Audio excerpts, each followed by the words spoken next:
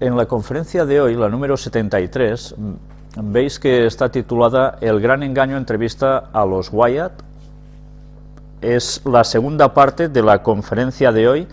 Es una entrevista que realizamos en enero de este año, de 2012. No la hemos pasado hasta ahora porque esperábamos cierta aprobación de ellos. Y bueno, como ya hemos recibido esa aprobación, la vamos a pasar tal como está. Vais a ver cómo precisamente esa entrevista está hecha por mi parte en castellano. Tenía un traductor a mi lado que les iba formulando las preguntas en inglés, ellos respondían en inglés y luego mi compañero hacía un resumen sobre esa respuesta. No era un resumen, no era una transcripción literal de todo lo que ellos decían. Veréis que ellos hablan bastante rato incluso, y después él sencillamente lo que hace es resumir su respuesta. Más adelante intentaremos subir esta misma conferencia, esta entrevista, subtitulada para que todo el mundo pueda ver literalmente todo lo que dijeron. Creo que es una entrevista realmente que vale la pena que la veáis, porque, bueno, después de eso no sé si tendréis muchas dudas de que Ron Wyatt no mentía para nada. Pero bien, eso será en la segunda parte de la conferencia de hoy. En la primera parte, como no, vamos a hacer un repaso a las noticias de esta semana, de actualidad, y, como no, su relación con la profecía. Y vamos a empezar por tiempo de angustia. La imagen en sí ya es bastante elocuente. El texto de Daniel 12:1, que a veces ya hemos comentado, nos decía, en aquel tiempo se levantará Miguel. Esto pasa precisamente cuando el mundo está en una hecatombe a todos los niveles y se levanta Cristo para volver por segunda vez. Dice que es el gran príncipe que está de parte de los hijos de tu pueblo, y será tiempo de angustia, cual nunca fue desde que hubo gente hasta entonces, pero en aquel tiempo será libertado tu pueblo, todos los que se hallen escritos en el libro. Pues bien, ese tiempo de angustia estamos viendo cómo continuamente se está acrecentando, cada vez están sucediendo más cosas que hacen que la gente tenga angustia. Vamos a leer algunas citas de Ellen White sobre esos tiempos angustiosos que estaban profetizados. En el libro recopilatorio Eventos de los Últimos Días aparecen estas citas. El tiempo de angustia, angustia como no ha habido desde que hubo nación, es inminente y nos encontramos como las vírgenes dormidas. Debemos despertar y pedirle al Señor Jesús que nos sostenga con sus brazos eternos y nos lleve a través del tiempo de prueba que está ante nosotros. Ya veis que nos habla de momentos de angustia, un tiempo de angustia muy fuerte, que es inminente, y que nosotros estamos como esas vírgenes dormidas de aquella parábola. Debemos despertar y confiar en Dios, porque no hay otra cosa. Él es el que nos tiene que sustentar a través de ese tiempo de prueba, que no solo va a consistir en un tiempo de prueba de desgracias a nivel general, sino además de un tiempo de prueba a nivel físico-espiritual para los mismísimos creyentes que van a ser perseguidos, los guardadores del sábado, justo al fin del tiempo. La otra cita nos dice: el mundo se está volviendo más y más anárquico. Pronto una gran angustia sobrecogerá a las naciones, una angustia que no cesará hasta que Jesús venga. Por tanto, no esperéis que las cosas se vayan a ir solucionando, sino que cada vez irán a peor. Estamos ya en la recta final de la historia de esta humanidad. Nos hallamos en el mismo umbral de la crisis de los siglos. En rápida sucesión se seguirán unos a otros los castigos de Dios, incendios e inundaciones, terremotos, guerras y derramamiento de sangre. Ya veis qué lista tan estremecedora, ¿verdad? Pues ya estamos viendo cómo esto está sucediendo, pues aún irá a más. Para muestra, aquí tenéis, tornados en Texas dejaron 13 heridos y millonarias pérdidas. Vimos imágenes de cómo trailers habían levantado del suelo debido a la potencia de la tempestad, de estos tornados, se habían levantado del suelo, habían salido volando y las destrozas fueron realmente impresionantes. Y ya estáis viendo cómo se están sucediendo muy a menudo. Antes pasaban, pero a mí me ha escrito gente de Estados Unidos diciendo que ahora esto está siendo ya inverosímil, que hay más que antes. Después también, un temporal de fuertes lluvias, granizo y viento de 100 km por hora causa 17 muertos en Argentina. Y esto se está dando cada vez más. En este caso son lluvias, granizo, viento. Pero ¿qué está sucediendo en este mundo? Cada vez esto se está condensando. Bien, es normal. Se está terminando el tiempo y no tenemos tiempo que perder. Porque estos son avisos de Dios para que reaccionemos, y ni así el ser humano quiere seguir a Dios. Pero mirad esta otra noticia: y aún los peces del mar morirán. ¿Os suena este texto? Aquí vemos un delfín precioso, ¿verdad? Con su cara tan agradable, tan bonita, que cuando lo ves enseguida te entra un cariño, un afecto hacia este animal, ¿no? Casi automáticamente. El texto de Oseas 4:3, que tantas veces hemos citado: por lo cual se enlutará la tierra y se extenuará todo morador de ella, con las bestias del campo y las aves del cielo, y aún los peces del mar morirán. Hallan 3000 delfines muertos en playas de Perú en lo que va del año. Dicen, especulan que quizás es por la explotación petrolera, pero no lo saben a ciencia cierta. Lo que sí sabemos a ciencia cierta es que no paran de salir noticias, ya veis, en todas las conferencias, de animales que van muriendo masivamente. Y eso estaba profetizado. Y ahora vamos a entrar un vídeo precisamente de esta noticia. Delfines se han encontrado muertos en las playas de la región de Lambayeque, en el norte del Perú. Carlos Yaipen, director de ciencias de la Organización Científica para la Conservación de los Animales Acuáticos, ORCA, expresó que la muerte de los mamíferos puede tener relación con los efectos de la explotación petrolera en la zona. El Instituto del Mar del Perú ha tomado muestras de los animales para encontrar las causas de los decesos.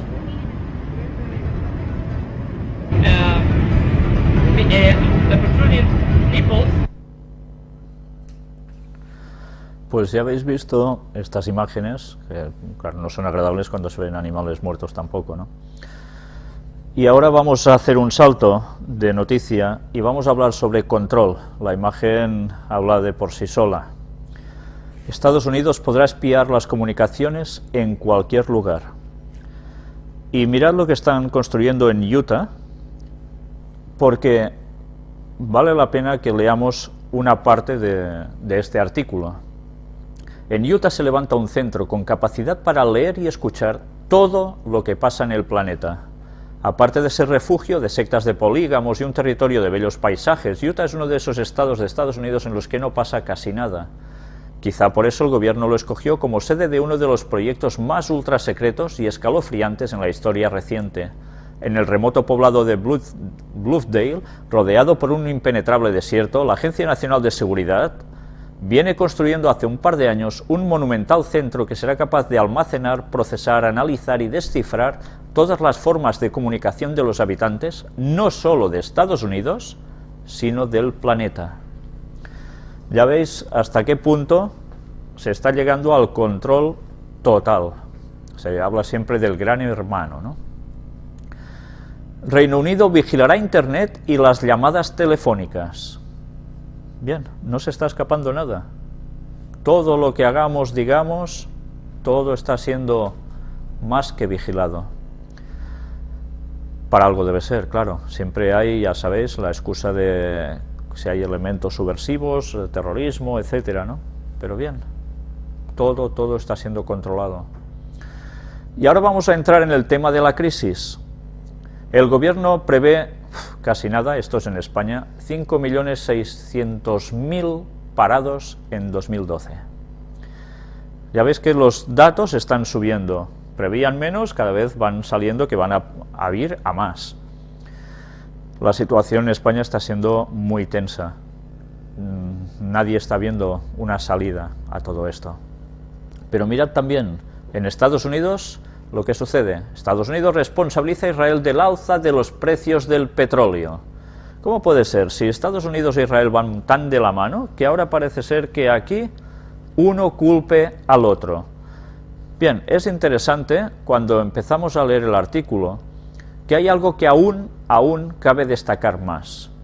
Estados Unidos está filtrando a los medios todo tipo de información que cuestiona la capacidad militar de Tel Aviv, explica el analista militar Ron Ben Yishai, citado por The Wall Tribune. El periódico recuerda como ejemplo un informe publicado por Foreign Policy a finales de marzo pasado que revela, atención ahora, que Israel necesita apoyo, ¿dónde?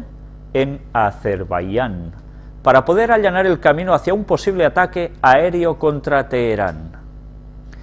No sé si recordáis alguna anterior conferencia donde mostramos unas imágenes realmente impresionantes de los edificios tan curiosos que tienen en Azerbaiyán.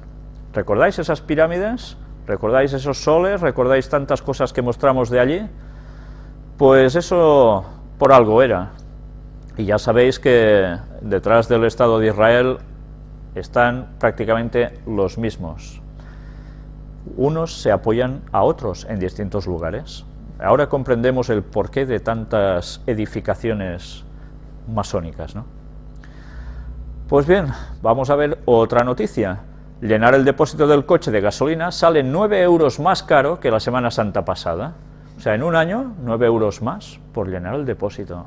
Y no somos conscientes, a veces vamos a llenar el coche un poquito con gasolina y, oh, sí, qué cara está, pero no nos damos cuenta de cómo nos la han pegado en un año. Pues ya veis, ellos siempre van trabajando poco a poco, complicando las cosas, y el pueblo se queja, pero va asimilando. Imaginaos que de buenas a primeras nos dan el porrazo, de golpe nos imponen todas estas medidas tan salvajes que nos están poniendo por todos lados. El pueblo se hubiese rebotado, pero como todo ha ido progresivamente, nos vamos quejando, pero aún y así lo vamos asimilando, y nos están llevando donde ellos quieren a la perfección.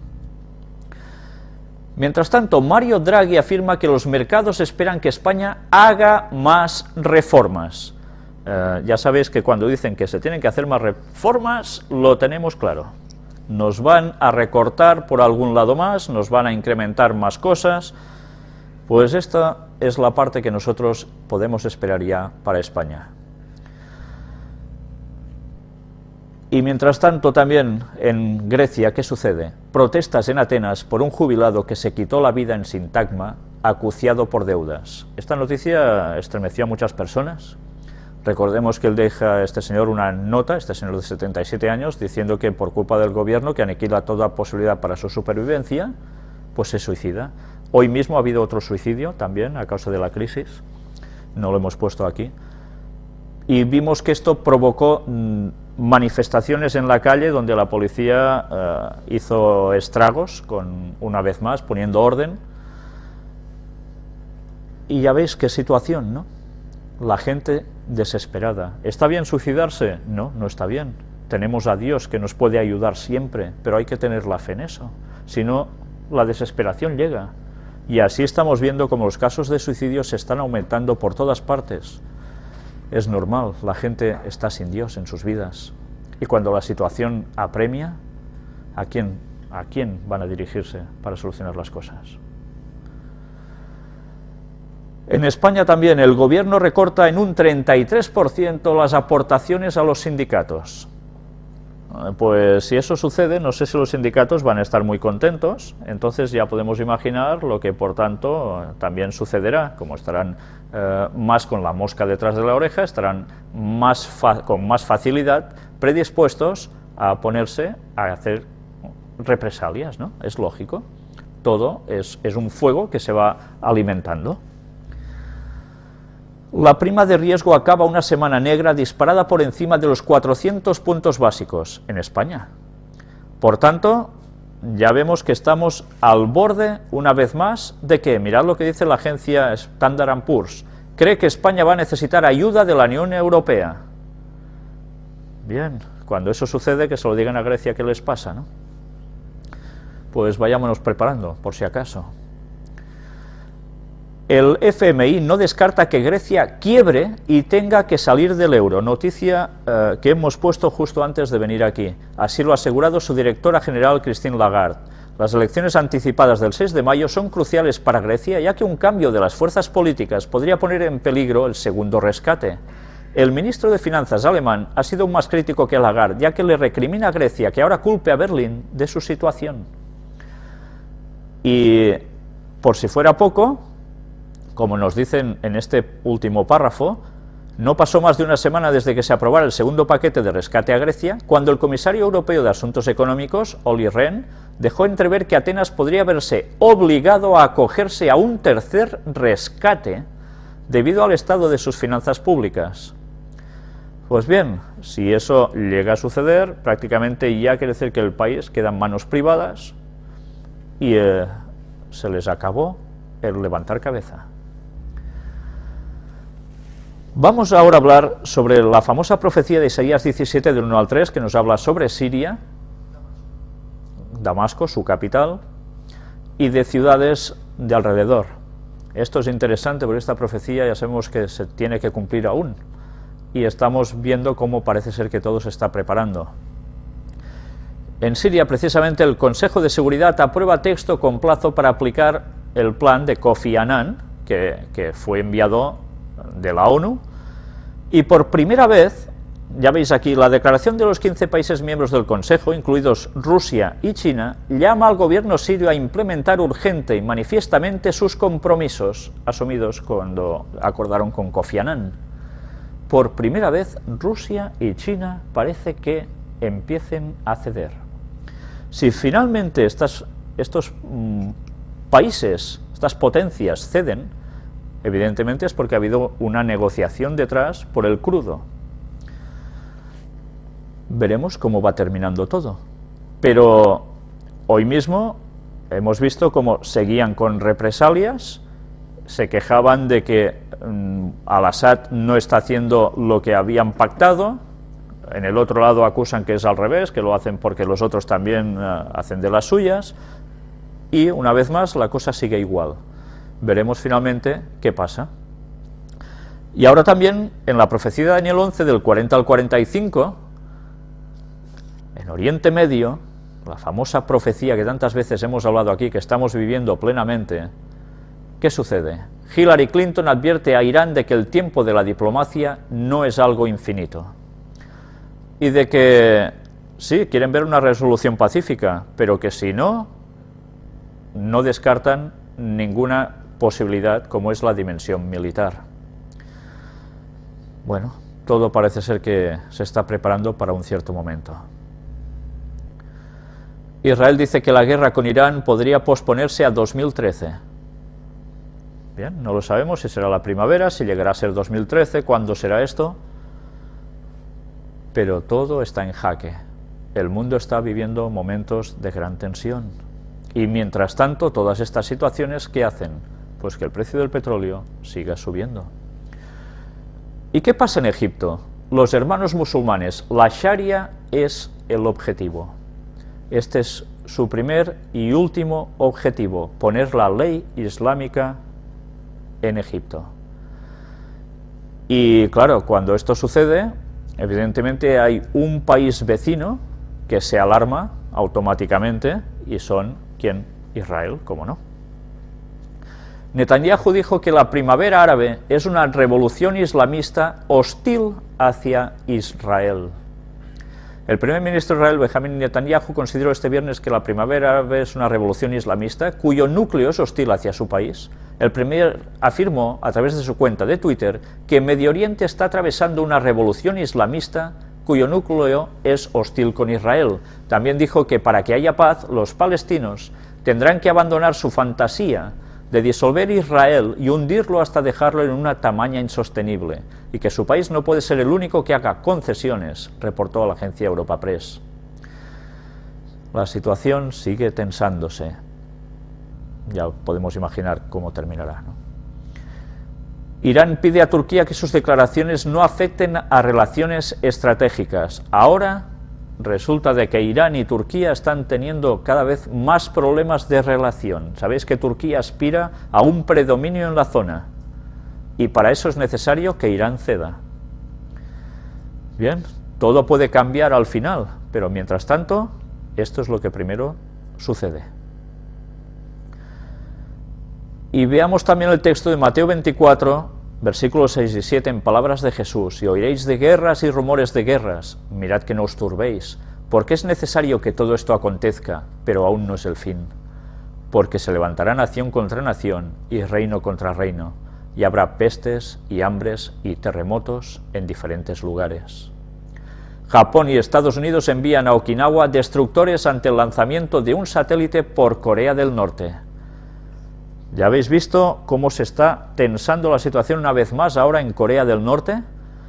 Y los japoneses están preparados para derribar este satélite, que según los coreanos es un satélite científico, y según los otros es precisamente algo realmente de maniobras, de pruebas encubiertas de ensayos de misiles balísticos. ¿Y cómo ha reaccionado Corea ante esto? Pues que si le destruyen este satélite, se lo tomarán como un acto de guerra. Ya veis que todo siempre está pendiente de un hilo. Y ahora volvemos a una parte de la península ibérica, en Euskadi, el País Vasco. Mirad qué coincidencias con lo que está pasando también en Cataluña. El PNV reclama la soberanía plena en pie de igualdad con las demás naciones. El presidente del PNV de Vizcaya, Andoni Ortúzar, ha manifestado que su partido quiere la soberanía plena de la nación vasca en pie de igualdad con el resto de naciones de Europa, y ha instado a pasar de la ascensión de la patria vasca tras su resurrección en 1932, cuando la formación Jeltzale celebró por primera vez el Aberri Eguna. En este sentido, ha marcado el año 2015 como fecha para lograr la nueva Euskadi en paz y libertad con un nuevo estatus. Pues bien, ya veis cómo esas visitas papales parece ser que van a dar sus frutos tarde o temprano. Y ahora hablemos un poco sobre el Vaticano. En esta magnífica fotografía donde vemos ese fantástico obelisco que está en medio de un aro, con esa famosa, lo que podríamos llamar la bandera británica también, ¿no? O la misma del bandera de Euskadi, o otro tipo de banderas, donde aparecen estos rayos solares, son símbolos de adoración solar. ¿Qué sucede en este fantástico lugar? Pues vamos a ver algo relacionado precisamente con la Iglesia Católica, pero que normalmente no se habla mucho de ello.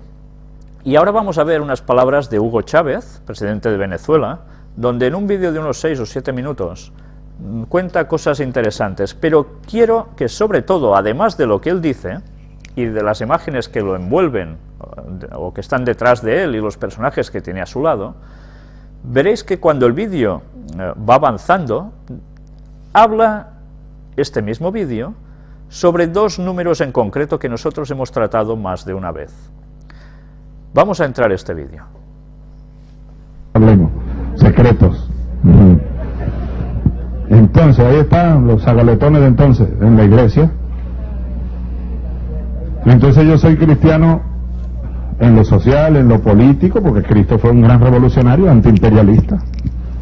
Y con el pensamiento de Cristo, lesionar de alguna manera los dogmas de la Madre Iglesia Católica, Apostólica y Romana. Pero uno dice lo que siente, pues.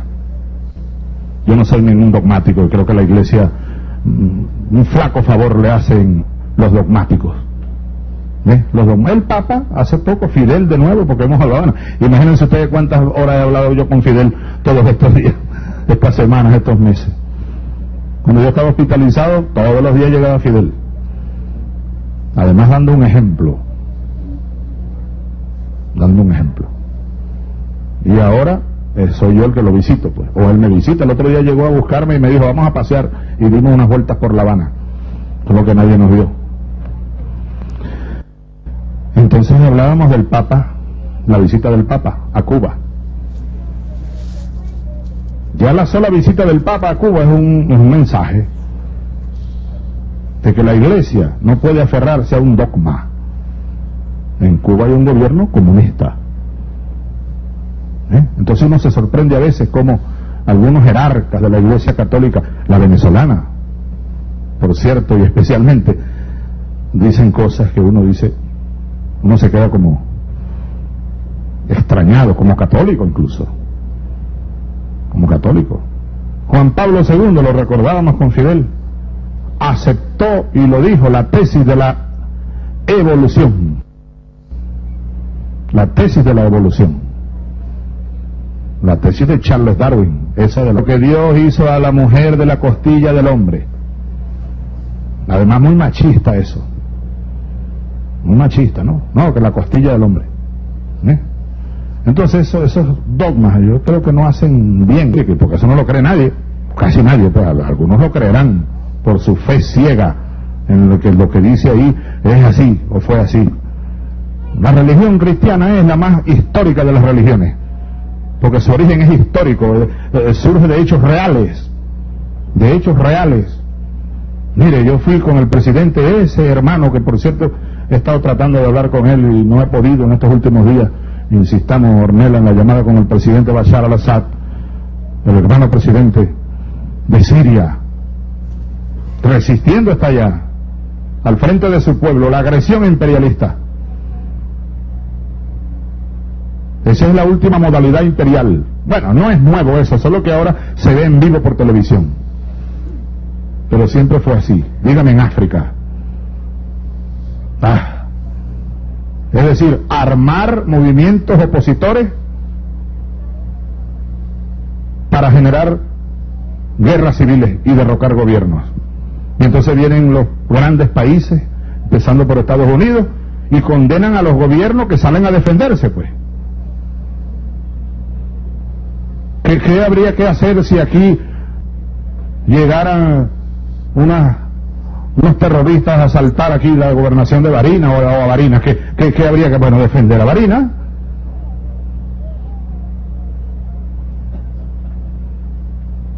Entonces no, es el gobierno el que está matando a su pueblo. Y lo mismo pasó aquí el 11 de abril, no lo olvidemos. Chávez, asesino, mandó a matar allá en Puente Llaguno, en la avenida Baral, a un pueblo desarmado. Él le ordenó a los militares tal, y era al revés la cosa. Es lo mismo que están haciendo en Siria, solo que en una escala mucho mayor.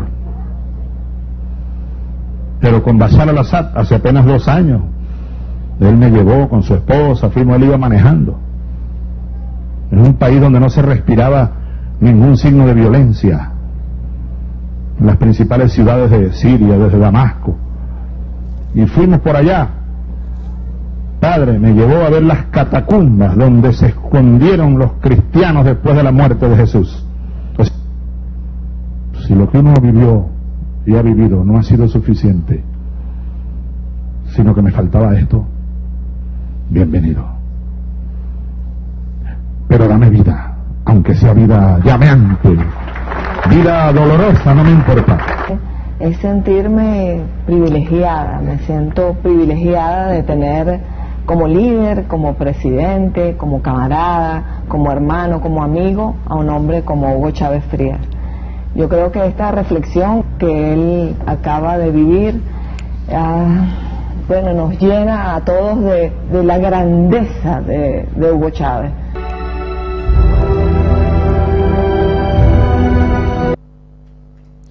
Si os habéis dado cuenta, Hugo Chávez, mientras estaba hablando, llevaba colgado algo de su cuello. Era un rosario. Hay personas que especulaban que si él estaba puesto contra la Iglesia Católica, si estaba más con los evangélicos, etcétera, etcétera. Ya veis, un evangélico no llevaría nunca un rosario, un protestante. Evidentemente, con esto se vincula de lleno a la Iglesia Católica.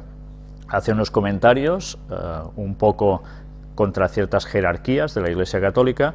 Luego, además, hace un comentario en la cual demuestra, bueno, una pésima ignorancia del relato bíblico, cuando dice de que nadie prácticamente cree en que la mujer fuese sacada de la costilla de Adán, y lo dice en un tono un poco jocoso, ¿no? Es muy triste, eso es muy lamentable, porque eso de machista no tiene absolutamente nada, sino todo lo contrario. Convendría algún día hablar sobre eso, porque desde luego con ese comentario no da pie con bola. Y luego vamos viendo cómo sigue hablando de una situación en Siria, dice cosas que están muy bien, pero también antes ha citado cómo precisamente Juan Pablo II abrazó la teoría de la evolución y lo da como algo muy bueno, ¿no? Bien, con ese pupurri de conceptos nos está poniendo unas verdades y unas mentiras que uno se queda un poco, ¿por dónde va este señor? Pero bien, este es el típico juego que siempre se está sucediendo de lo que parece que van con unos, luego parece que van con otros y nunca sabes por dónde uno navega. No sé si finalmente os habéis dado cuenta en el vídeo, antes os he dicho de que os fijarais porque se iban a salir unas imágenes sobre dos números en concreto. Si os habéis dado cuenta, él al final prácticamente de este vídeo decía todo 11 tiene su 13, ¿no? Qué curioso, 11 y 13. Bien, ya sabemos que son sus números favoritos para sus cositas, ¿no? Pues bien, el vídeo de Hugo Chávez y sus palabras no suelen pasar desapercibidas. Él le pide finalmente a Cristo que le dé vida para seguir adelante, que no se lo quite ahora de en medio por el cáncer que está teniendo. Ya veremos qué hará Dios con él, pero desde luego la situación, alguien le debería explicar a Hugo Chávez qué contiene realmente la Biblia para que quizás se planteara otras cuestiones. Vamos ya a ver más noticias relacionadas con el Vaticano. El dueño de FAAC deja su empresa La Iglesia en herencia, una multinacional para el cardenal de Bolonia.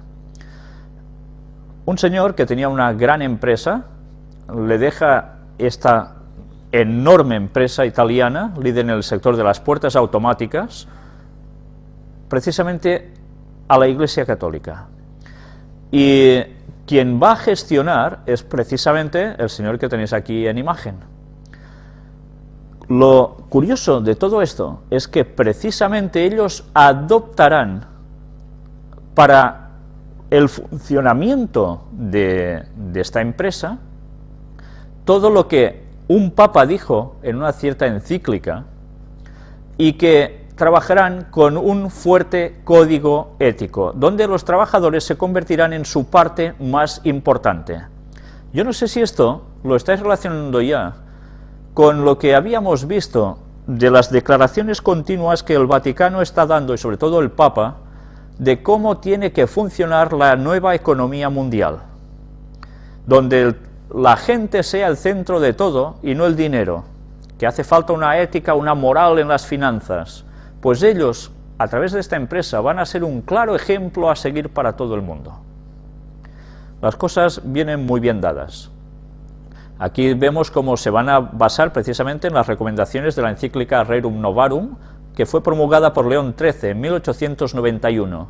Mirad lo que pone. Fue un texto revolucionario que marcó la doctrina social de la Iglesia. Esto me hace pensar en lo que ha dicho Hugo Chávez también, que Jesús fue un revolucionario, dice él, ¿no? Un antiimperialista. Bueno, pues Jesús no fue un líder de calle y ya está. Jesús era Dios y vino para preparar el reino de Dios y dijo que estaba entre ellos porque Él era Dios.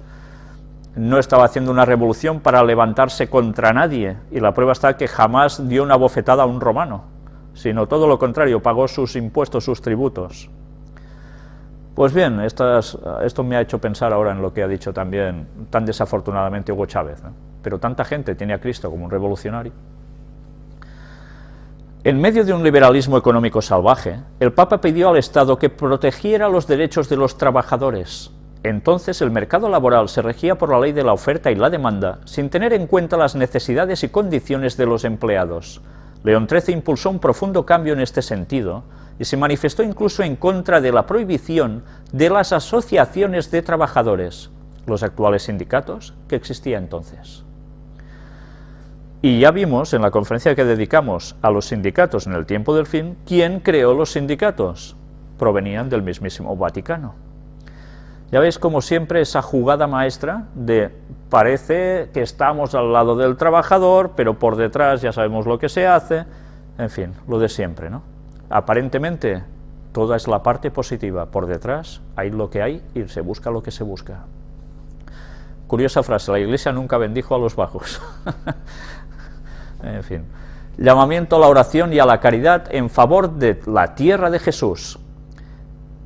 Vamos a ver unas palabras donde se dice el cardenal Sandri en el día de la colecta pro Terra Santa. Sabéis que se suele hacer una colecta para favorecer los propósitos de las iglesias orientales en Tierra Santa y de la Iglesia Católica allí, y no quiero que os perdáis lo que aparece en medio de este texto. El año de la fe, convocado por Benedicto XVI, representará por lo tanto la ocasión para mover nuestros pasos hacia aquella tierra, peregrinando antes con el corazón entre los misterios de Cristo en compañía de la Santa Madre del Señor. ¿Hacia dónde van sus pasos encaminados? Hacia aquella tierra en mayúscula, la Tierra Santa, Israel, Jerusalén, el monte del templo. Démonos cuenta, como nos lo están diciendo solapadamente, su propósito y su objetivo es Jerusalén, y tarde o temprano allí se afincarán. Esta noticia tampoco deja de ser nada curiosa. El Lucifer alado y con los pechos de mujer de Orihuela espera ser declarado bien de interés cultural. Ya sabéis que estamos en una semana de procesiones, esa idolatría pura por la cual tanta gente sigue y se enfada. Vimos esta semana en televisión, creo que era en Sevilla, si no recuerdo mal, alguien de una cierta etnia, donde por las inclemencias del tiempo no salía en el paso de la procesión y sacó una pistola incluso para que sacaran como fuera la imagen de procesión por la calle, ¿no? ¿Hasta qué punto se puede llegar bueno, en fin, sin comentarios, o ver a la gente llorando porque no podían salir por la lluvia? Pues bien, si leyeran un poco sus Biblias, estos pobres cristianos, o que creen que son cristianos, se darían cuenta que eso es idolatría pura, y están transgrediendo un mandamiento de Dios, pero quizás no lo saben, deberemos decírselo. Pero os recomiendo que no lo hagáis en medio de una procesión, porque creo que duraríais muy poco allí, al menos con vida. Pues bien, esta famosa y curiosa imagen, vamos a ver un poco sobre ella. Se llama el Paso de la Cruz de los Labradores, conocido como la Diablesa, y considerado como uno de los más singulares de España dentro de la Semana Santa de Orihuela en Alicante. Mirad lo que nos va poniendo aquí. Resulta de que está siendo tan especial porque es única esta imagen. Y mirad quién precisamente la hizo, un escultor austríaco que era Fray Nicolás de Bussy. Es curioso. ¿Por qué pintaron al demonio de esta forma así? Bueno, pintaron no, lo esculpieron así, pechos de mujer y aspecto típico con cuernecitos y demás, con alas. No sé si esto recuerda a otra cosa llamada Baphomet, ¿verdad? Pechos de mujer, con alas, imagen del diablo, solo le falta la cabeza de cabra, pero bueno, ya con la barbita, pues bueno, es lo único que le queda, ¿no? Pues ya veis, la talla fue creada por este escultor, adquirida en 1695 por encargo del gremio de los labradores tras el pago de 800 libras valencianas. Además de la Diablesa, cuyo nombre oficial es el Paso de la Cruz de los Labradores, la procesión del Santo Entierro también está compuesta por las imágenes de San Juan Evangelista, de autor desconocido, y el Cristo Yaciente, de otro autor. Pues ya veis cómo entre la idolatría y esas imágenes también ponen al diablo. Curiosamente, no lo dejan entrar a la imagen, a la iglesia, lo dejan fuera, pero a ver, no sé si estos señores saben que precisamente el diablo ocupa siempre unos grandes lugares en las iglesias cristianas, esos ángeles caídos también, porque allí precisamente ellos están haciendo de las suyas, tanto para hacernos perder el hilo cuando hay algún mensaje importante que desde un púlpito nos puede llegar, como para crear conflictos entre los hermanos. Ellos siempre están en las iglesias. Bueno, es curioso que esto no lo sepan y hagan estas cosas con esta imagen, además una imagen tan desagradable.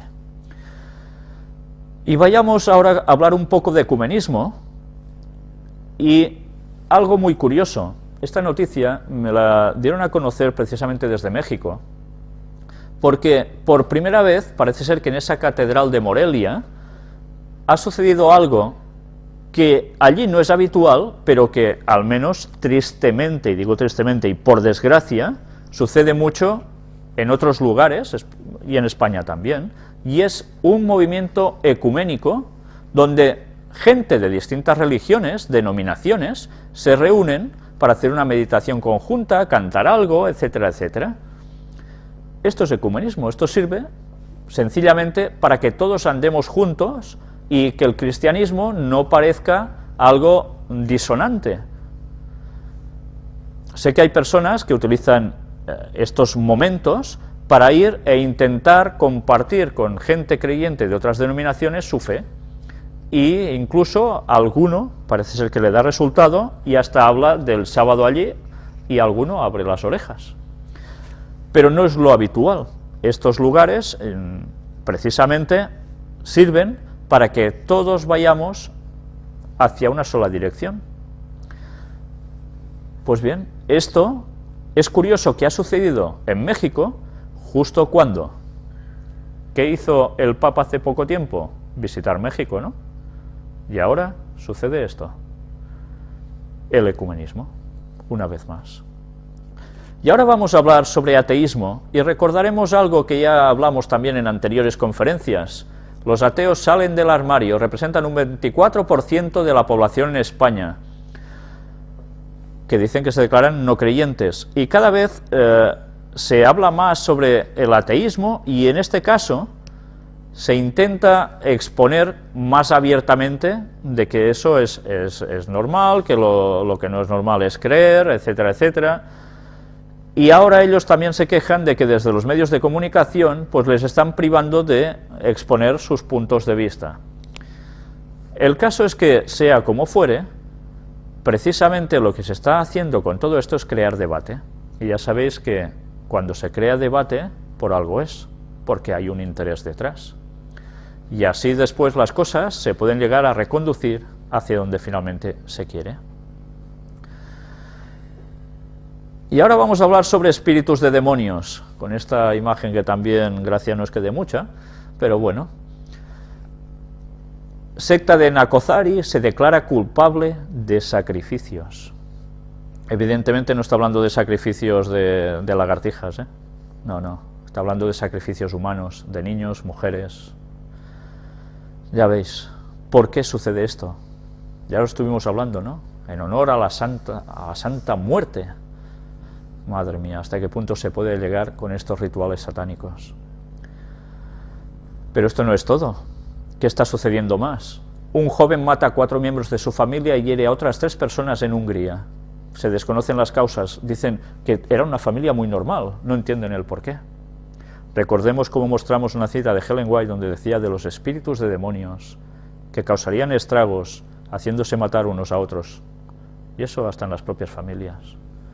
El poder del diablo está siendo cada vez más manifiesto. Y ahora hacemos un salto para la tecnología. Aquí veis un tipo de algo que parecen gafas, muy psicodélicas. Y recordemos el texto de Daniel 12, versículo 4, que dice: pero tú, Daniel, cierra las palabras y sella el libro hasta el tiempo del fin. Muchos correrán de aquí para allá y la ciencia se aumentará. Hablamos de cómo significaba el aumento del conocimiento de la ciencia profética, pero también a su vez tiene paralelismo con el conocimiento científico en general. Y aquí tenéis el ¿qué es esto? Pues, bueno, sencillamente las gafas mágicas de Google. Unas gafas donde, si veis el vídeo, ya ha sido bastante promocionado, se ponen estas gafas desde que se levantan por la mañana y aparecen delante de su vista como si fueran un poco, cuando encendéis un ordenador, que podéis ver sobre los objetos ciertas cosas, podéis clicar encima y esto a través de gestos de cabeza, incluso de voz, nos van a extraer datos de cada objeto que tenemos delante, sea si vemos una pancarta del concierto de alguien, que queremos saber las entradas, podemos comprarla así, todo automáticamente ya. Imaginaos hasta qué punto el cerebro humano tendrá tantas cosas en las cuales, ¿para qué le van a servir? Sí, le harán una vida muy fácil, llena de grandes cosas. Aquí veis una de estas imágenes, todo lo que le aparece delante, él puede elegir. Pero todo esto, ¿qué va a hacer con las mentes de las personas? Pues que la salud quede tocada de verdad. ¿En qué sentido? Sobre todo la salud mental. ¿Por qué, diréis? Bueno, cuantas más cosas y emociones vamos recibiendo por la vista y más cosas nos tienen que hacer centrar en algo, algo evidentemente va a quedar a su vez totalmente de lado. Y es tener tiempo para conectar nuestra mente con Dios. No tendremos tiempo para ir orando mientras vayamos haciendo cosas, o vayamos conduciendo, vayamos haciendo otras cosas. En cambio, deberemos estar pendientes de cada dato como si fuéramos Terminators con los datos que nos van saliendo delante de cada objeto. Esto está siendo realmente una obra maestra, muy bien hecha, para mejorar en muchas cosas, pero evidentemente tiene su contraparte. Y el diablo lo que está haciendo es que las mentes queden cada vez más saturadas y ese canal con Dios quede cada vez más cortado por todos lados. Y hablando de salud, veis aquí, ya sabéis todos qué es esto, ¿no? Una nuez, y detrás muchas más nueces. Algunas de ellas se pondría contenta. La abuela gimnasta triunfa en internet. ¿Habéis visto este vídeo? Es impresionante. Esta señora de 86 años hace unos ejercicios en el suelo fantásticos, fantásticos. ¿Cómo puede ser que personas con 86 años estén así? Dice que empezó a los 30 años, muy tarde, a hacer sus ejercicios gimnásticos. Pero la veis y esta señora está plenamente en forma. Evidentemente, lógicamente se cuida. ¿Es lo mismo llegar a ser anciano así o con una calidad de vida pésima? No, por supuesto. Para eso hay que hacer esfuerzos, hay que ejercitarse. Y evidentemente esta señora tendrá su actitud mental muy clara, porque su cuerpo le acompaña. Entonces, creo que es un buen ejemplo a seguir para que nos demos cuenta que se puede llegar a años avanzados y en buenas condiciones. Claro que no siempre es posible, a veces suceden enfermedades graves que no lo permiten o accidentes, ¿no? Pero hemos de poner de nuestro esfuerzo para poder tener un cuerpo como Dios quiere, tan bien como pueda ser, cuantos más años mejor. Y eso evidentemente tiene que ver mucho también con la dieta. Mirad este curioso texto de Génesis capítulo 43 versículo 11. Para situaros os diré que es cuando hay gran hambruna, Abraham y sus hijos, Jacob y sus hijos tienen hambre, hay momentos difíciles. ¿Y qué sucede entonces? Resulta de que tienen que buscar alimento en otro lado, en Egipto. Allí está un tal José, que era uno de los 12 hermanos, que fue vendido por sus propios hermanos y con el paso del tiempo llegó a ser casi el dueño de Egipto, el segundo después de Faraón. Y curiosamente sus hermanos tuvieron que ir allí a pedir alimento para subsistir, una gran hambruna en su tierra. Y mirad, si ya era valorado entonces un cierto alimento del cual vamos a hablar precisamente ahora. Entonces Israel, que es Jacob, su padre le respondió: pues que así es, hacedlo, tomad de lo mejor de la tierra en vuestros sacos, y llevad a aquel varón un presente, él no sabía que era su propio hijo, un poco de bálsamo, un poco de miel, aromas y mirra, nueces y almendras. Y diréis, ¿qué cosas de llevar? Ahora esto se lo lleváis a un rey y el rey se está partiendo de risa 4 días. Nueces. Vamos a ver el por qué. Ellos ya sabían que las nueces era algo realmente bueno. ¿Solo de sabor? Mirad qué curiosa noticia. Pero antes, no sé si os habéis fijado en esto. Aquí tenéis a la izquierda una nuez abierta, con la cáscara fuera. ¿Veis la forma de la nuez? Mirad a la derecha, esto es un cerebro humano. ¿No veis un cierto paralelismo entre uno y otro?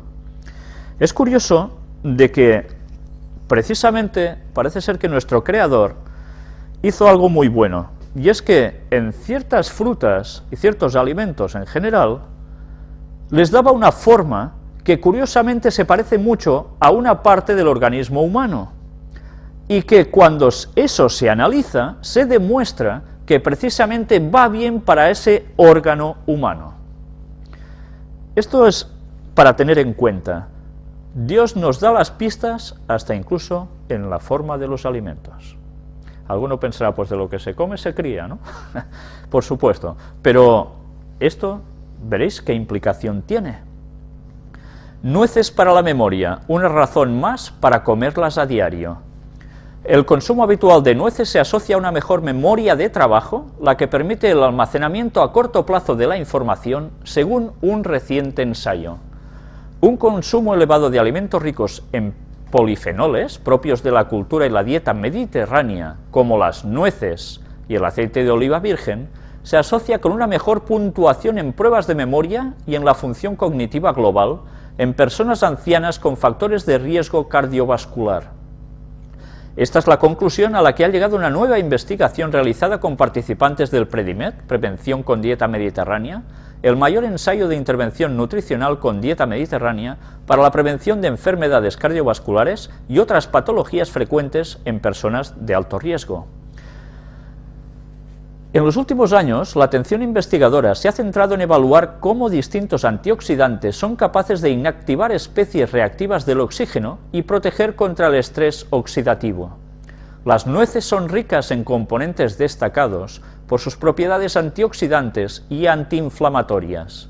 El consejo de comer nueces a diario es sencillo de transmitir y fácil de llevar a cabo como un hábito alimenticio saludable, barato y sin efectos secundarios, pero sí con grandes beneficios para la salud. Averiguar la relación entre la alimentación y la función cognitiva se ha convertido en una prioridad científica y del ámbito de la prevención en salud pública. En el ensayo realizado por el equipo de Emilio Ros, jefe de la unidad de lípidos del Hospital Clínic de Barcelona, el consumo habitual de nueces y no de otros frutos secos se asocia con una mejor memoria de trabajo. Los autores lo definen como el sistema que permite el almacenamiento a corto plazo de la información para realizar tareas verbales y no verbales, como el razonamiento y la comprensión, y determina que estén disponibles para procesamientos de la información posteriores. En palabras de la autora principal de la investigación, Cinta Valls Pedret, el consumo de alimentos ricos en antioxidantes típicos de la dieta mediterránea podría contrarrestar el declive cognitivo asociado a la edad y, de forma eventual, reducir la incidencia de enfermedades neurodegenerativas, incluida el Alzheimer. Un resultado esperanzador surgió tras la investigación realizada por el Departamento de Neuroquímica del Instituto de Investigación Básica en Discapacidades del Desarrollo del Estado de Nueva York. En ella se comprobaron los efectos protectores del extracto de nuez contra la muerte celular inducida del péptido beta-amiloide y el estrés oxidativo celular. Este péptido es el principal componente de las placas seniles y los depósitos de amiloide cerebrovascular en personas con enfermedad de Alzheimer. Se sabe que este componente aumenta la producción de radicales libres en las células neuronales, lo cual da lugar a estrés oxidativo y muerte celular. Según Ava Cowan, directora científica de la investigación neoyorquina, los resultados de nuestros estudios previos y el estudio actual, en referencia al estudio del PREDIMED, sugieren que la dieta con nueces puede reducir el riesgo de demencia en la población anciana. Esto puede atribuirse a una combinación única de propiedades anti-amilinoides amilodogénicas, antioxidantes y antiinflamatorias de las nueces. ¿Sabéis? En el gimnasio yo siempre recomiendo a las personas que se tomen nueces, que cambien las nueces por la carne, o que cambien la carne por las nueces, mejor dicho. ¿Por qué? Porque tiene una gran cantidad de proteínas y no nos acumula grasas del mismo modo. Aparte son totalmente sanas, tienen grandes virtudes y además, ya veis, van bien para el cerebro.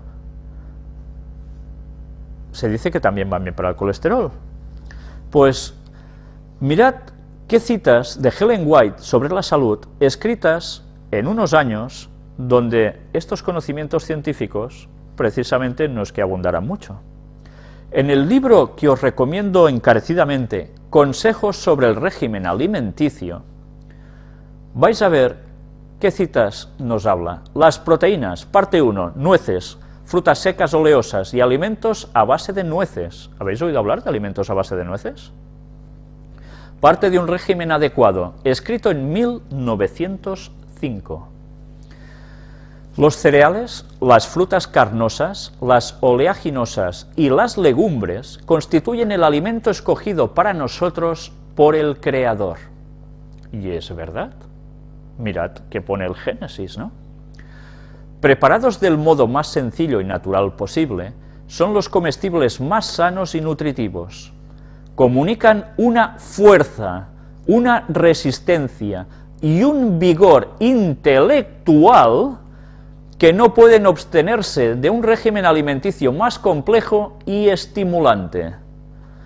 ¿Cómo sabían esto en esta época? Otra cita de 1906. En los cereales, las frutas, las legumbres y las nueces, frutas secas oleaginosas, han de hallarse todos los elementos alimenticios que necesitamos. Si acudimos al Señor con mentes sencillas, Él nos enseñará cómo preparar alimentos sanos, libres de todo rastro de carne. Interesante, ¿eh? Y mirad ahora en esta otra cita de 1905, nos habla de los alimentos a base de nueces deben prepararse cuidadosamente y son económicos. Bueno, en ese tiempo quizá más que ahora, porque ahora las nueces, depende cómo, van bastante carillas, ¿eh? Al menos en nuestra zona.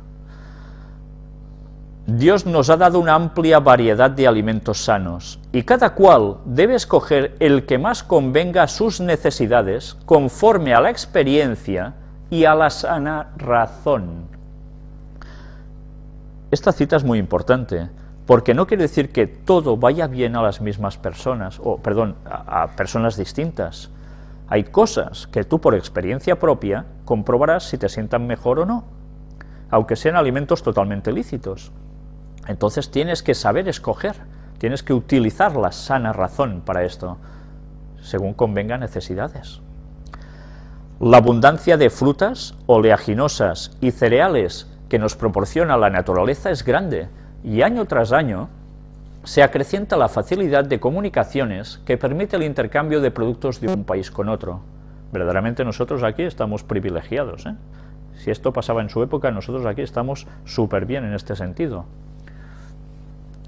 Las oleaginosas, nueces, avellanas, almendras, maní o cacahuete y sus derivados van sustituyendo en gran medida a la carne.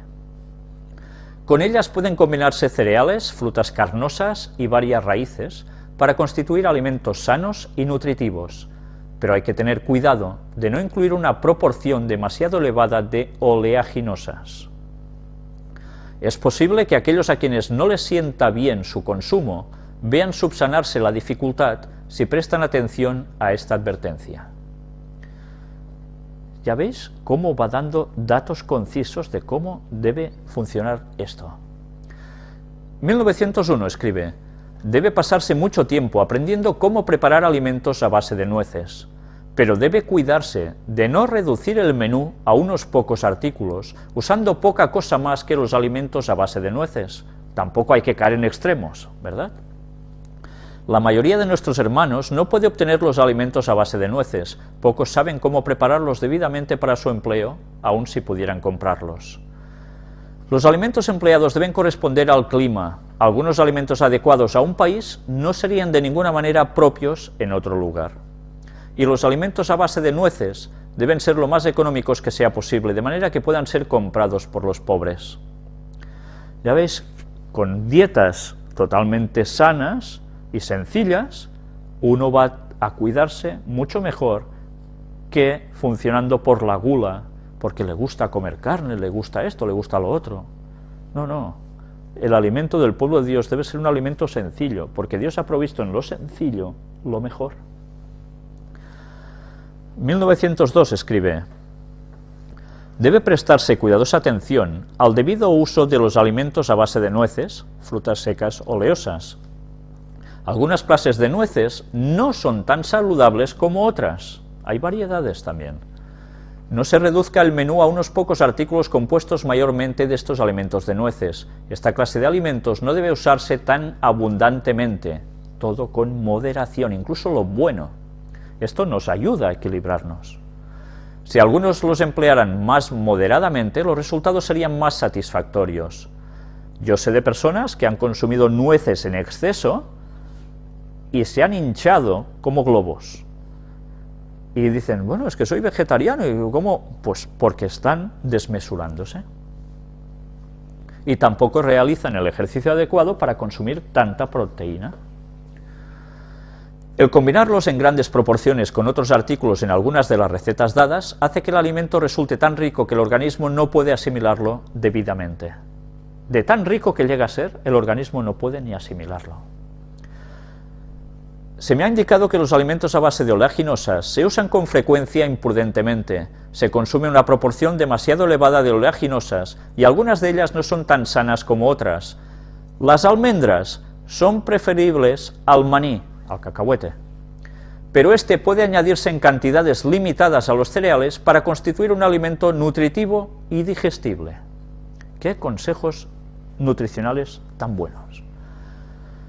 En 1901 escribe: hace 3 años recibí una carta que decía: no puedo consumir alimentos a base de nueces, mi estómago no los acepta. Había entonces varias recetas que fueron presentadas ante mí. Según una, debe haber otros ingredientes combinados con las frutas secas oleosas que armonicen con ellas, para no usar una proporción tan grande de nueces. Desde una 10ª parte hasta una 6ª parte de las frutas secas oleosas sería suficiente, variándolas según las combinaciones. Probamos esto y con éxito. Ellos mismos hacían pruebas también sobre su organismo para ver realmente cómo era lo mejor.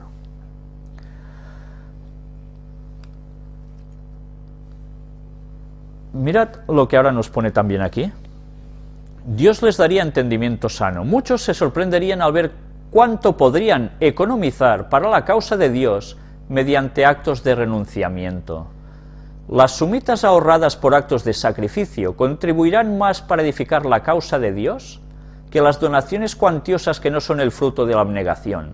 Y estaba hablando en un tiempo muy difícil, donde la gente no iba sobrada económicamente, más o menos lo que empieza a pasar y ahora en muchos hogares, y que aún y así el pueblo de Dios tenía que mirar de no hacer gastos excesivos en comidas, en los teóricos manjares que el mundo comenta tanto, y dedicarlo a hacer con una dieta equilibrada y sana, y lo otro, darlo para avanzar la obra de Dios. Ese era el propósito inicial de todo.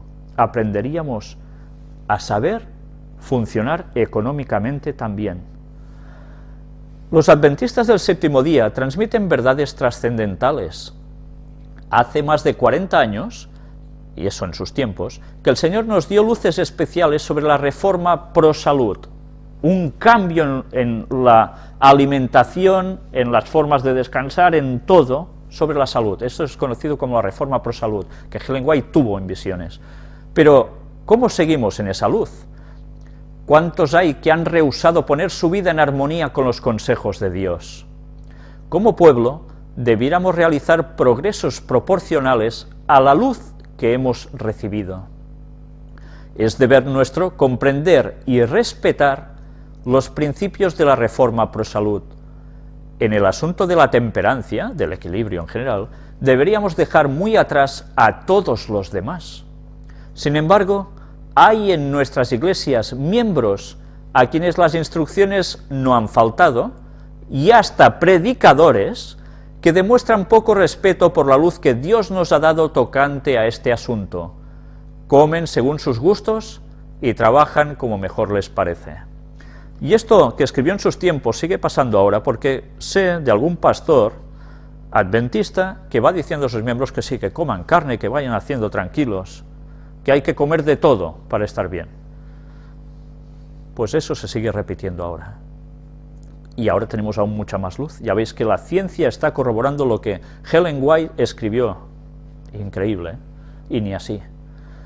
No prescribimos un régimen definido, pero decimos que en los países donde abundan las frutas, los cereales y las nueces, la carne no es el alimento adecuado para el pueblo de Dios.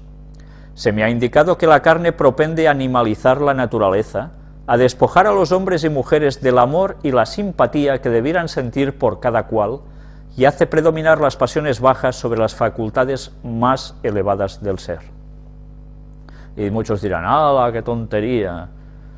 Pues bien, esto es verdad.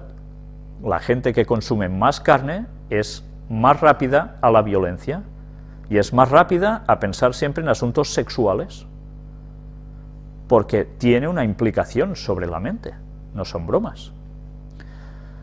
Es más agresiva, además. Esto no quiere decir que todo el mundo funcione mal y se lance contra los demás, no, pero si nosotros cortamos con eso, nuestra calidad espiritual va a ganar seguro. Si el comer carne fue alguna vez saludable, no lo es ahora. Los cánceres y tumores y las enfermedades pulmonares se deben mayormente a la costumbre de comer carne. No hacemos del consumo de la carne una condición para la admisión de los miembros, pero debiéramos considerar la influencia que ejercen sobre otros los creyentes profesos que usan carne. Como mensajeros de Dios, no diremos al pueblo, si pues coméis o bebéis o hacéis otra cosa, hacedlo todo para la gloria de Dios, que aparece en el texto de 1 Corintios 10:31, escrito por el apóstol Pablo. ¿No daremos un testimonio decidido contra la complacencia del apetito pervertido? ¿Quiere cualquiera de los que son ministros del Evangelio y que proclaman la verdad más solemne que haya sido dada a los mortales dar el ejemplo de volver a las ollas de Egipto? ¿Sabéis por qué dice esto aquí? Porque el pueblo de Israel, cuando salió de Egipto, estaban en el desierto, eran sustentados por Dios con el maná, el pan del cielo, de los ángeles, y luego decían, ¡ay, quien nos diera la carne de las ollas de Egipto! Y Dios, harto ya, les manda perdices, y cuando empiezan a comerlas, empiezan a caer multitudes del pueblo, muertos. ¿Qué querían? Pues eso, todo lo que el mundo les daba, que teóricamente era tan bueno a lo que se habían acostumbrado. El gusto ya estaba pervertido, y sus mentes también. ¿Quieren los que son sostenidos por el diezmo de la tesorería de Dios permitir que la gula envenene la corriente vital que fluye por sus venas? Atención a esto. La corriente vital que fluye por sus venas, ¿qué quiere decir con esto? Nosotros tenemos una fuerza, una corriente eléctrica que Dios nos ha dado, que nosotros podemos ayudar a que fluya a la perfección y que no decrezca con el paso de los años, igual que a otras personas que no se cuidan igual. Si nosotros interceptamos con una mala alimentación, porque, es que nos viene de gusto, sobre todo el dios de la gula, la gente vive para comer y esos exquisitos gustos. Si interceptamos esa corriente vital, mal lo tenemos, porque lógicamente vamos a tener deficiencias físicas y mentales, y como no, espirituales. ¿Harán caso omiso de la luz y las amonestaciones que Dios les ha dado? La salud del cuerpo debe considerarse como esencial para el crecimiento en la gracia y la adquisición de un carácter templado. Qué importante es comer bien para tener un carácter templado, equilibrado. Y nos extraña ver que la gente esté tan crispada. ¿Cómo está comiendo la sociedad en general? ¿De qué se nutre? Pues ¿Por qué creéis que esto está así? ¿Solo porque hay nervios por el trabajo y nervios por la economía? Uno puede estar nervioso por muchos factores, pero el carácter puede estar templado cuando el cuerpo se alimenta correctamente. Si no se cuida debidamente el estómago, será trabada la formación de un carácter moral íntegro. ¿Ya veis? ¿Qué relación, eh? El cerebro y los nervios están en relación íntima con el estómago. De los errores practicados en el comer y beber, resultan pensamientos y hechos erróneos. Casi nada. Antes hemos leído cómo dice de que deberíamos preocuparnos también, porque en una iglesia, por ejemplo, nosotros podemos estar en contacto con hermanos que sí consumen carne, y no nos damos cuenta, y esos hermanos, como precisamente tienen esas deficiencias de carácter por esa mala nutrición, pueden crispar más la situación dentro de una iglesia. Y el avance del conocimiento de Dios puede no avanzar porque esta gente queda limitada mentalmente, porque no deja que Dios fluya claramente en sus cerebros. Por tanto, no comprenden las cosas del mismo modo que los otros, y pueden ser causa de problemas dentro de una misma iglesia. Casi nada. Esto tampoco quiere decir que los vegetarianos, porque son vegetarianos, ya están, y todos son, oh, mira, todos somos buenos y bonitos, porque hay algunos que se pasan también, o nos pasamos quizás. Entonces, sobre todo, tengamos presente que lo que está en juego es nuestro carácter, y si comemos equilibradamente, equilibrados también estaremos nosotros. ¿Por qué hay vegetarianos obesos? Pues porque hay algo que no están haciendo correctamente, algo de la reforma pro salud están haciendo mal, sea falta de ejercicio, o sea comer en exceso, o las dos cosas, o no descansar correctamente, o a saber qué más. Todo nos influye. Todos somos probados en este tiempo. Hemos sido bautizados en Cristo, y si estamos dispuestos a separarnos de todo aquello que tienda a degradarnos y a hacernos lo que no debemos ser, recibiremos fuerza para crecer en Cristo. ¿Veis? Recibiremos fuerza para crecer en Cristo. Nuestra cabeza viviente, y veremos la salvación de Dios. Pues ya habéis visto, si es interesante, cuando el texto bíblico nos habla de nueces como algo que ellos valoraban muchísimo, quizás sabían muchas cosas que nosotros hemos ido perdiendo con el tiempo, pero que gracias a Dios, a través del espíritu de profecía en Ellen White, pudimos saber que verdaderamente hay unas connotaciones tremendas con las nueces y, como no, el resto de productos vegetales que son hechos especialmente de Dios para el hombre.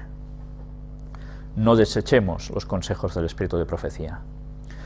Y ahora veamos este texto de Lamentaciones capítulo 2 y versículo 14. Es interesante lo que escribe Jeremías aquí, y veréis por qué. Con esto ya vamos a terminar. Tus profetas vieron para ti vanidad y locura, y no descubrieron tu pecado para impedir tu cautiverio, sino que te predicaron vanas profecías y extravíos. Está hablando sobre Jerusalén, y diréis, ¿cómo puede ser? ¿Los profetas vieron que habría vanidad para ellos, locura incluso? Porque algunos predicaron vanas profecías y extravíos, o sea, una falsa doctrina. Mirad por qué hemos puesto este texto aquí. Una delgada línea separa el misticismo de la psicosis en Jerusalén. Ahora hablamos sobre salud mental, en este caso también. Y mirad qué nos pone este texto. Peregrinos cristianos y estudiosos judíos sufren delirios místicos, síntomas de un síndrome propio de la ciudad santa. ¿Sabíais que esto sucedía? A veces se ha comentado por televisión incluso. Vamos a leerlo porque por si acaso no lo sabéis bien. Se les ve vestidos de blanco, caminando por la ciudad vieja de Jerusalén, o rezando a horas intempestivas en el muro de las lamentaciones. Unos creen que son el Mesías, otros San Juan Bautista. Aquí hay algo, ¿eh? Son los hombres y las mujeres que padecen el llamado síndrome de Jerusalén, la enfermedad mental que aflora en esta ciudad en forma de delirio místico y que en Semana Santa, temporada alta de peregrinaje, alcanza uno de sus picos, cuando más casos suceden. La ciudad vieja de Jerusalén se convierte estos días en una procesión casi ininterrumpida de fieles aterrizados desde medio mundo. Huelen y tocan los lugares bíblicos, rezan, cantan y compran souvenirs religiosos. Agua bendita embotellada y coronas de espinas están entre los favoritos. En definitiva, viven con intensidad la experiencia espiritual que Jerusalén ofrece a cristianos, judíos y musulmanes. Solo este mes, unos 300.000 turistas viajarán a Israel, la gran mayoría de ellos peregrinos, según las cifras del Ministerio de Turismo. Son algunos de estos peregrinos los que terminan desbordados por la intensidad de la vivencia y acaban ingresados en el hospital psiquiátrico. Los peregrinos vienen aquí para conocer la geografía de los lugares bíblicos. Quieren conocer el Monte de los Olivos, Belén, el Gólgota. Cuando lo ven con sus propios ojos es cuando se empiezan a identificar con personajes bíblicos. Yo he visto a gente que se cree el rey David y se pone a tocar el arpa. Algún que otro Mesías, cuenta Uri Sharon, del Ministerio de Turismo israelí y que ha guiado a peregrinos durante muchos años. Pero si en cualquier cultura resulta difícil trazar una línea divisoria que separe la cordura de la locura, aquí en Jerusalén, decidir cuándo el misticismo da paso a la psicosis es una misión que roza lo imposible, porque personas que en otros lugares del mundo vivirían ingresadas en un psiquiátrico, aquí son uno más. Aquí, en el lugar en el que muchos de sus habitantes creen que va a llegar el Mesías, escuchar voces o hablar con Dios no es nada del otro mundo. Curioso, ¿eh? Aquí no existe una línea clara que separe la experiencia mística profunda de un brote psicótico, advierte Pesach Lichtenberg, director del Departamento de Psiquiatría del Hospital Herzog, situado en una colina a las afueras de Jerusalén. Se trata de uno de los dos centros psiquiátricos de la ciudad en los que permanecen ingresados los enfermos del llamado síndrome de Jerusalén. Lichtenberg explica que los psiquiatras que quieran trabajar en Jerusalén deben estar familiarizados con la cultura religiosa de este lugar y con lo que es culturalmente aceptable en esta ciudad. ¿Pero dónde acaban las prácticas culturales admisibles y comienza el diagnóstico patológico? La cuestión no es lo que una persona crea, ni con quién hable, sino cómo maneja sus delirios. Debe ingresar si, por ejemplo, vive angustiada porque siente una responsabilidad excesiva, porque piensa que el mundo se va a acabar si no cumple con las misiones encomendadas o si sufre severas manías persecutorias. Y así el texto va avanzando. Nos dice, no existe una compilación fiable de datos de afectados por este síndrome, pero Lichtenberg habla de unos 100 peregrinos cristianos enfermos al año, y de otros cientos que viven de forma más o menos permanente en la ciudad. Dice que Semana Santa y Navidad son los periodos en los que se registran un mayor número de casos. ¿Qué sucede en Semana Santa y Navidad? Pues son dos fechas totalmente conmemoradas, básicamente la primera por los católicos y la segunda por católicos y protestantes. Celebran estos días. Bien, si esas personas leyeran a fondo sus Biblias, se darían cuenta que no tendrían por qué hacer esos peregrinajes en ese momento, porque en el fondo quizás están haciendo cosas que no tocan. Antes hemos dicho que eran el texto de Lamentaciones, que profetas los llevan por malos caminos, ¿no? Este año, Pesaj, la Pascua judía, coincide con la Semana Santa católica y se celebra apenas unos pocos días antes que la ortodoxa. Artemio Vitores, franciscano custodio de Tierra Santa, opina que a muchos cristianos el paso por Jerusalén les cambia la vida, porque los lugares santos te ponen en conexión con Dios, pero cree que lo del síndrome es otra cosa, que son casos aislados. Venir a Jerusalén es una experiencia muy fuerte para los cristianos y los judíos. Y si eres una persona que ya viene con problemas, pues enloqueces del todo. Con él coinciden los estudiosos de este síndrome, que sostienen que Jerusalén suele ser un desencadenante, que normalmente las que vienen son personas con problemas acumulados. El tratamiento consiste en escucharles, darles medicamentos antipsicóticos en caso de que lo necesiten, y sobre todo, intentar que vuelvan a sus países lo antes posible para alejarlos de la influencia que ejerce Jerusalén. La mayoría de los que padecen el síndrome de Jerusalén son cristianos evangélicos, que llegan a Jerusalén en peregrinaje y a los que el contacto con la ciudad santa les impacta de tal manera que llegan a perder el sentido. Pero a Lichtenberg, criado en una familia judía ultraortodoxa, le interesan también los delirios místicos de los judíos que viven todo el año en la ciudad, muchos de ellos llegados desde otros países y que una vez aquí se embriagan con el fervor dominante. Algunos pasan el día entero rezando en el Muro de las Lamentaciones esperando la llegada del Mesías. Y así todo un día dando cabezazos, madre mía. Otros intentan entrar en la explanada de las mezquitas y destruir Al-Aqsa, la mezquita, ya sabéis que hay allí, donde creen que va a descender el tercer templo de los judíos. Vaya faena deben dar a la policía de allí también. Explica que en Jerusalén muchos judíos viven con un sentimiento de anticipación, de que algo muy gordo va a pasar, de que el Mesías va a venir y de que la redención final está a la vuelta de la esquina. Algunos de los pacientes son muy carismáticos, a veces casi te convencen. Piensas, ¿y si de verdad es él el Mesías?, confiesa medio divertido el psiquiatra. Bien, ¿por qué os he dicho o he puesto este artículo aquí? Porque hemos estado mostrando en varias conferencias todo lo que Ron Wyatt hizo, encontró, dijo, y recordemos, como en las últimas mostramos, que él dijo que tuvo un encuentro con Jesús. ¿Y dónde estaba él situado? En esa zona de Jerusalén, ¿verdad? ¿Esto quiere decir de que Ron Wyatt tuvo este síndrome de Jerusalén? ¿Sabéis? Hay algo curioso. A Ellen White, la profetisa de la Iglesia Adventista, también decían de que sus visiones le pasaba porque tenía un delirio a raíz de la pedrada que le pegó una niña compañera suya de clase, que casi le causa la muerte, tuvo que dejar de estudiar y todo, y que le quedó una parte del cerebro afectado y gracias a eso, pues, o por culpa o consecuencia de eso, tenía visiones. Entonces sus visiones que eran tonterías, que eran cosas creadas por su mente. Bien, ya veis si eran cosas creadas por su mente para que diera esos detalles sobre las nueces tan impresionantes, ¿no? Y tantas otras cosas como las que hemos llegado a mostrar. ¿Con esto qué quiero decir? Que la gente siempre encontrará excusas para tirar por tierra lo que es cierto de alguien que en verdad está siendo guiado por Dios. Y puede usar 1001 argumentos como estos.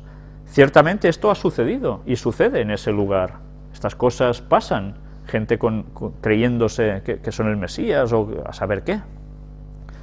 Pero esto puede hacer pensar que esa persona estaba tocada de la cabeza. Hay personas que esgrimen este argumento, otros que se quería hacer rico a costa de los demás, otros 1001 argumentos. Hemos venido demostrando en toda esta serie de conferencias sobre el Arca de la Alianza cómo lo que este señor decía y mostraba no eran bromas. Pues bien, ahora vamos a pasar a la segunda parte de esta conferencia de hoy, en la cual nosotros tuvimos una entrevista. Mi compañero, el cual visteis, que estaba en el Museo Wyatt, estuvo un día antes precisamente con la familia y allegados de Ron Wyatt. Él estaba allí con su cámara, su ordenador, y nosotros desde Girona, aquí estábamos haciéndoles las preguntas, formulándoles las preguntas que ellos muy gentilmente respondieron. Veréis que, bueno, nosotros tuvimos un retraso a la hora de empezar, y era porque precisamente el hijo de Ron Wyatt no podía llegar antes. Hay personas que creen que esta gente se está haciendo rica también, como se hizo rico su padre, ¿vale? Pues os vais a quedar bastante parados, sorprendidos, cuando veáis cómo llegó el hijo vestido. Percibid ese detalle, a mí me llamó mucho la atención, porque él iba vestido de pintor. ¿Sabéis? Claro, yo he sido pintor toda mi vida, además de llevar gimnasio, etcétera, he sido pintor, me viene de familia. Y claro, cuando ves algo de pintura enseguida te llama la atención, y cuando ves a una persona vestida en cierto modo y con unas manchas de pintura, evidentemente algo hay. No pudo llegar antes porque evidentemente estaba trabajando, y creedme que trabajar de pintor no es una cosa súper agradable siempre, precisamente, es un trabajo muy duro. Pues bien, mirad si se ganan bien la vida, que tiene que hacer esto. Pero no solo quiero referiros a este detalle, sabed que cuando nosotros empezamos a estar en contacto con ellos, les dijimos la intención que teníamos para intentar sacar todas las verdades posibles a todo lo de Ron Wyatt, que queríamos entrevistarlos. Se ofrecieron gentilmente para eso, prepararon su agenda como podían para poder estar allí todos ese día, a esa hora, y era un día entre semana. Para mí aquí eran las 10 de la noche, pero para ellos allí era un horario totalmente laborable. Pidieron fiesta en sus respectivos trabajos para poder estar allí. Nos atendieron a la perfección, y principalmente a nuestro compañero que estuvo allí, y la verdad es que lo que nos transmitieron, a mí personalmente desde aquí, ya veis que era desde la lejanía, nos transmitieron un gran cariño, una gran sinceridad, pero a nuestro compañero allí, que lo vivió personalmente, lógicamente lo sintió aún mucho más. Hay imágenes que ya no quedaron grabadas justo al finalizar la entrevista, cuando aún estábamos recogiendo todo, donde vimos aún detalles de ellos hacia nosotros verdaderamente bonitos, que no se hacen si una persona realmente no tiene un algo dentro especial. Sinceramente, quiero que no os perdáis esta entrevista, dura aproximadamente unas 2 horas, y tened paciencia porque no ha sido subtitulada, solo la persona que estaba haciéndome de traductor, veréis que va diciendo en resumen lo que los otros exponen más largamente, en frases bastante largas a veces. Tened un poco de paciencia, los que sepáis inglés lo tenéis muy bien, pero sobre todo me gustaría que os quedaseis con los detalles de sinceridad que se les ven, se les notan, y creedme que para mí fue, y os lo digo en serio, un día que cuando llegué después de desmontarlo todo ya a las noches, llegamos a más pasada medianoche a casa, algunos aún tenían un largo viaje por hacer, recuerdo que ese día me costó mucho conciliar el sueño, me pasé la noche dando gracias a Dios por darme esa posibilidad magnífica de haber tenido esa entrevista con estas personas que han vivido tan de cerca todos estos acontecimientos, y que, bueno, sinceramente, yo lo he dicho claramente, para mí vivir hubiese valido la pena solo por ese día. Por tanto, vamos ya sencillamente a hacer un descanso y pasar a poner esa entrevista, en la cual veis que yo aparezco al lado derecho de la pantalla del ordenador. Yo estaba en Girona.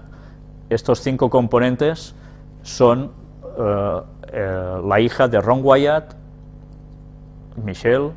En medio de la imagen tenemos a Ronnie, el hijo, lo que os decía, fijaros en los detalles de la pintura, saltan enseguida a la vista.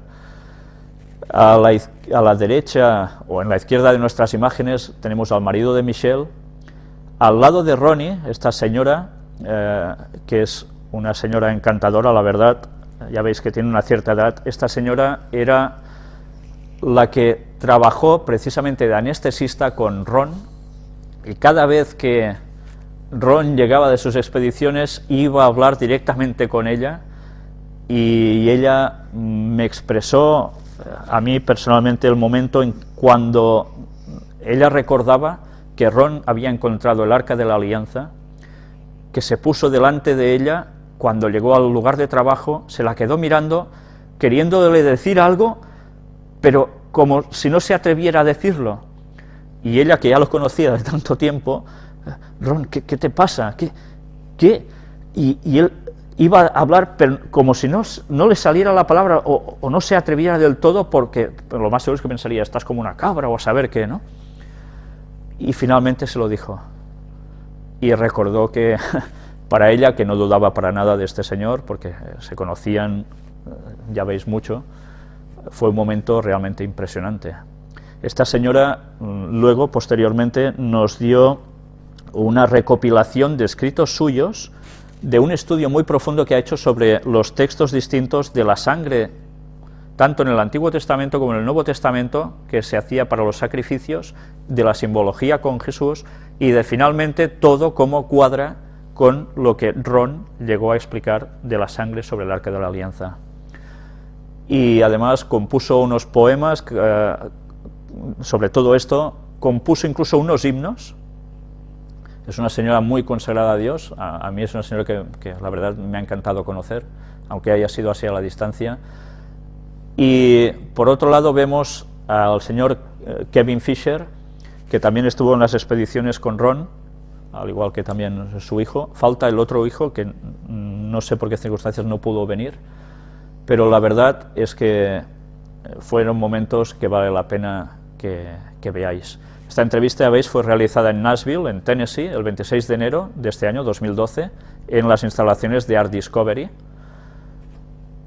Y bien, sencillamente quiero deciros que no os la perdáis.